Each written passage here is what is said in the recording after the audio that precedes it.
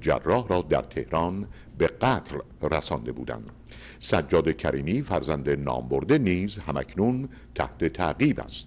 دکتر سرابی دومین پزشکی است که در چند روز گذشته به ضرب گلوله از پای درآمده و پیش از وی نیز دکتر سودبخش استاد دانشگاه علوم پزشکی تهران با همین شیوه در مقابل مطب خود در بولوار کشاورز به قتل رسید.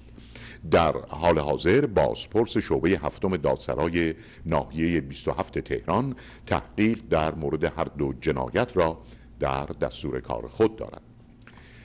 بینندگان ارجمند، از شما دعوت می‌کنیم در ادامه خبرها همچنان با ما همراه باشید.